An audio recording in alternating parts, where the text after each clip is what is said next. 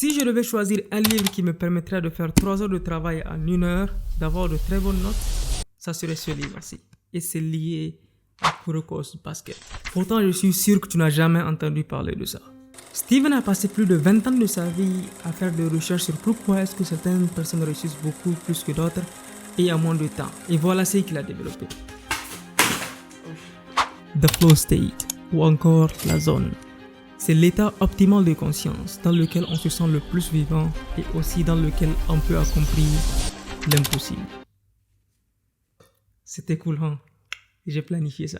Tu as sûrement vu ça dans Kurokos Basket. Lorsque certains joueurs entrent dans la zone, ils deviennent inarrêtables. Et je n'ai jamais pensé que c'était possible dans la vraie vie. En réalité, c'est pas possible à l'échelle où ils l'ont montré dans l'anime.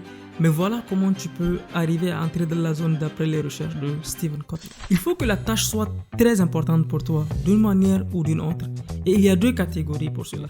Il y a la valeur extrinsèque qui constitue l'argent, le sexe, le pouvoir, etc. Et la partie intrinsèque, la curiosité, la passion et les objectifs. Lorsque tu choisis ta motivation, il y a un boost de dopamine qui se crée dans ton cerveau et tu veux encore plus.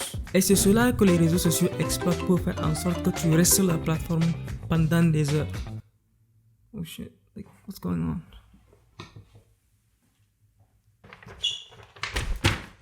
On appelle ça pattern interruption. Tu commençais à t'ennuyer, donc il fallait que je te ramène dans la vidéo. Et j'espère qu'après ça, tu resteras jusqu'à la fin. En parlant des réseaux sociaux, ce n'est pas pour rien que tu swipes sur tes écrans toutes les 20 à 30 secondes. Tu ne sais pas quelle vidéo va venir après, mais tu espères que la vidéo sera bonne. Et même si la prochaine vidéo ne l'est pas, tu espères que la prochaine après celle-là le sera. Donc tu passes ton temps à swiper encore et encore et encore. Maintenant, il faut juste que tu utilises la même méthode, mais cette fois-ci pour un truc qui compte réellement pour toi. Et souvent, ce sont les motivations intrinsèques qui produisent les meilleurs résultats sur le long terme. Enfin, le plus important d'ailleurs, il faut que tu utilises le Goldilocks Rule. En termes simples, ça veut juste dire que la tâche ne doit pas être extrêmement difficile, mais aussi il ne faut pas qu'elle soit extrêmement simple. Il faut qu'elle ait juste le bon niveau de difficulté pour créer une sorte de challenge pour toi. La raison pour laquelle ça ne doit pas être très difficile est simple, il ne faut pas que tu abandonnes. Et en même temps, lorsque quelque chose est difficile, tu te sens frustré. Et cette frustration, en fait, c'est ton cerveau qui produit de la noradrénaline.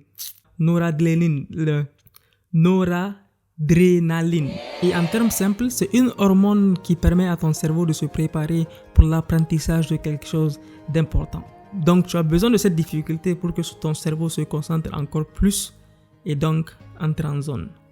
Maintenant, comment est-ce que tu fais pour rester dedans? Éloigne-toi de toute distraction. Cela est simple. Tu sais très bien ce que tu peux faire. Tu peux prendre ton téléphone, le mettre dans une salle différente et ensuite tu te concentres pour une durée limitée. L'idéal serait que tu le fasses pendant 1 à 2 heures et ensuite tu prends ton téléphone, tu fais ce que tu veux avec. Mais n'oublie surtout pas, l'objectif c'est que tu sois focus sur l'aventure et pas la destination. Si tu es arrivé jusque là, il faut t'abonner quand même. See you next week.